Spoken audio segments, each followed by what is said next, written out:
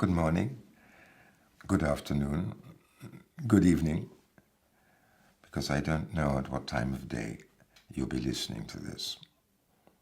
Time passes. But what makes sense of human lives stays the same. And I want to read you a short story by the great Palestinian writer Kanapanis. He's a writer I admire very much. And in the last book I've written, not yet published, it's dedicated to his memory.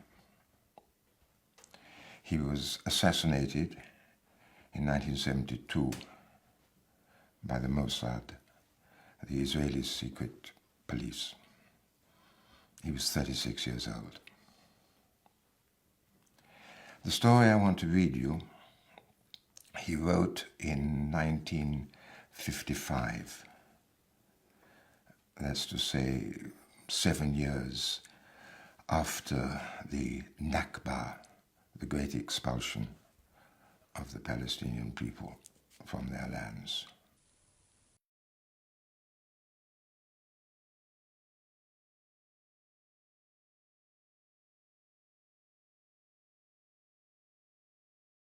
Dear Mustafa, I have now received your letter in which you tell me that you've done everything necessary to enable me to stay with you in Sacramento. I've also received news that I have been accepted in the Department of Civil Engineering in the University of California. I must thank you for everything, my friend. But it will strike you as rather odd when I proclaim this news to you. But make no doubt about it. I feel no hesitation at all. In fact, I'm pretty positive that I have never seen things so clearly as I do now. No, my friend, I've changed my mind. I won't follow you to the land where there is greenery, water, and lovely faces, as you wrote in your last letter. No. I'll stay here, and I won't ever leave. I'm really upset that our lives won't continue to follow the same course, Mustafa. For I can almost hear you reminding me of our vow to go on together, and then of the way we used to shout, "We'll get rich." But there's nothing I can do, my friend. Yeah, I still remember the day when I stood in the hall of Cairo Airport, pressing your hand and staring at the frenzied motor of the plane. And at that moment, everything was rotating in time with the ear-splitting noise of the motor. And you stood in front of me, your round face silent. Your face hadn't changed from the way it used to be when you were growing up in the Shia quarter of Gaza, apart from a few wrinkles. We grew up together, understanding each other completely, huh? And we promised to go on to the end. But there's a quarter of an hour now, a quarter of an hour left before the plane takes off. Don't look into space like that. Listen. You'll go to Kuwait next year, and you'll save enough from your salary to uproot you from Gaza and transplant you to California. We started off together, and we must carry on. I hear you saying that to me. I hear you. And at that moment, I was watching your rapidly moving lips. That was always your manner of speaking, without commas or full stops. Yet in an obscure way, I felt that you were not completely happy with your flight. You couldn't give 3 good reasons for it. But the clearest thought was, Why don't we abandon this Gaza and flee? Why don't we? Your situation had begun to improve. The Ministry of Education in Kuwait had given you a contract, though it hadn't given me one. Later, in the trough of misery where I existed, you sent me small sums of money. You wanted me to consider them as loans because you feared that I would be slighted otherwise. And you knew my family's circumstances. You knew them in and out. You knew that my meager salary in the UNRWA school was inadequate to support my mother, my brother's widow, and her 4 children. Listen carefully. Write to me every day, every hour, every minute. Look, the plane's just leaving. Goodbye. Or rather, till we meet again. And your cold lips brushed my cheek. You turned your face away from me towards the plane. And when you looked at me again, I could see your tears. Later, the Ministry of Education in Kuwait gave me a contract.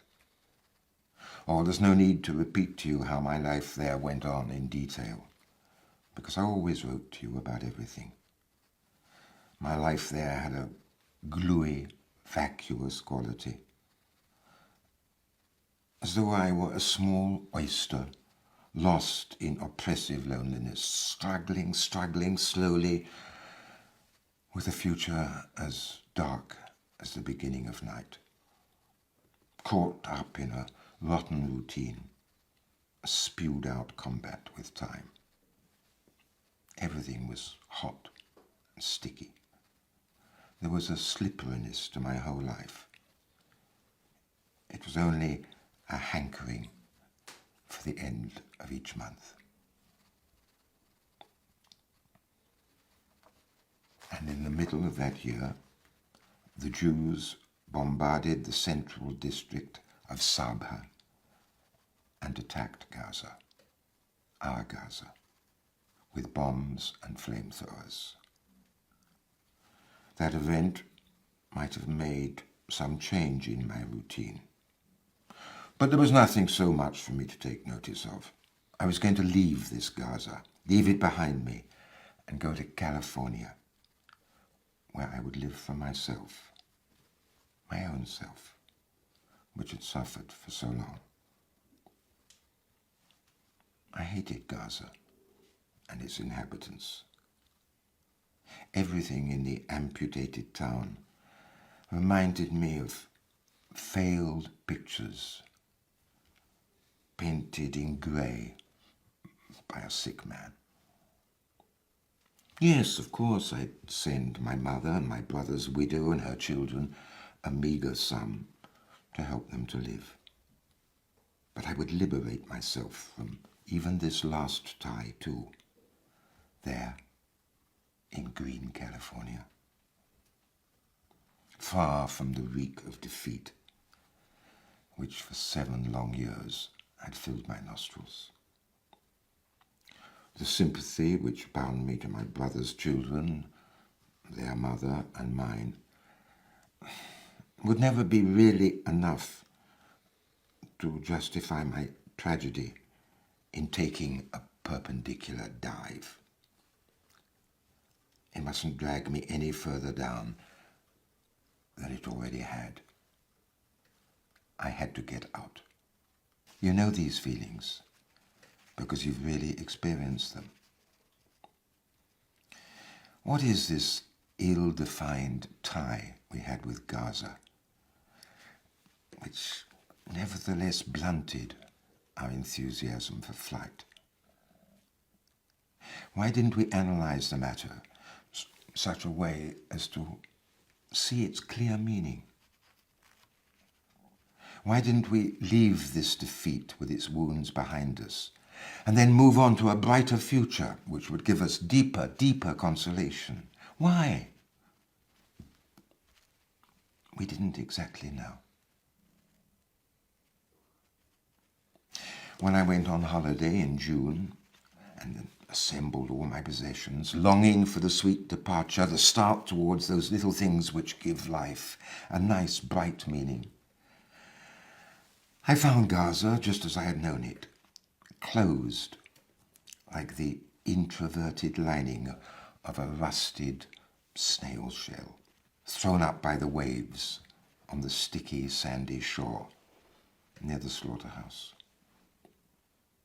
This Gaza was more cramped than the mind of a sleeper in the throes of a fearful nightmare, with its narrow streets, which had their peculiar smell, the smell of defeat and poverty, its houses with their bulging balconies, this Gaza.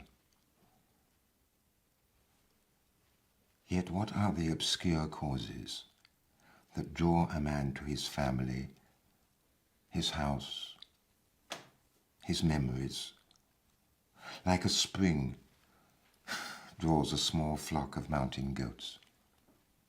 I don't know. All I know is that I went to my mother's house that morning. And when I arrived, my late brother's wife met me and asked me, she was weeping, if I would do as her wounded daughter Nadia, now in Gaza hospital, wished me to do, and visit her that evening. Mustafa, do you know Nadia, my brother's beautiful 13-year-old daughter? That evening, I bought a pound of apples and set out for the hospital to visit Nadia. I knew that there was something about it that my mother and my sister-in-law were hiding from me, something which their tongues couldn't utter, something strange and which I couldn't put my finger on. I loved Nadia. I loved her from habit, the same habit that made me love all that generation, which had been so brought up on defeat and displacement that it had come to think that a happy life was a kind of social deviation. What happened at that moment? I don't know. I entered the white room, very calm. Ill children have something of saintliness, and how much more so if the child is ill as a result of cruel, painful wounds. Nadia was lying on her bed, her back propped up on a pillow, over which her hair was spread like a thick pelt. There was a profound silence in her wide eyes, and a tear always shining in the depths of her black pupils. Her face was calm and still, but eloquent, as the face of a tortured prophet might be. And Nadia was still a child, but she seemed more than a child, much more, and older than a child, much older. Nadia? I've no idea whether I was the one who said it, or whether it was someone else behind me, but she raised her eyes to me, and I felt them dissolve me like a piece of sugar that has fallen into a hot cup of tea. And together with her slight smile, I heard her voice. Uncle, have you just come from Kuwait? Then her voice broke in her throat, and she raised herself with the help of her hands and stretched out her neck towards me. I patted her back and sat down near her. Nadia, look, I brought you presents from Kuwait, lots of presents. I'll wait till you can leave your bed, completely well and healed, and then you'll come to my house and I'll give them to you.